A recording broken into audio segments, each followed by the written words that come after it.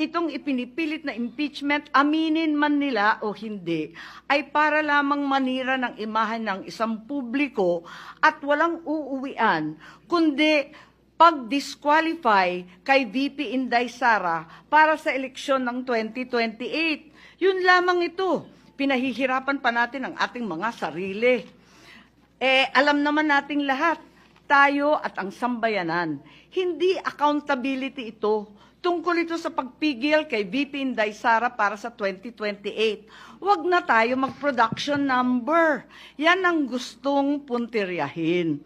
Kaya ang pangalawa kong SKL, ikalawa SKL, saan ka lulugar? Kapag umuo ka sa pagpatuloy ng impeachment, magpadala ka sa mga ambisyoso ng 2028. Kapag pinadismiss o pinaremand mo naman, sasabihan kang pinoprotektahan mo si Inday. SKL, saan ka lulugar? Ako sa tama. Magpakatotoo tayo, mga kapatid na hukom at senador. Malayo pa ang 2028. Maraming gutom at naghihintay ng serbisyo mula sa Senado. Hindi tanga ang Pilipino. Alam natin ang motibo at tunay na pakay ng mga lulong sa ambisyon at kapangyarihan. Maraming salamat po.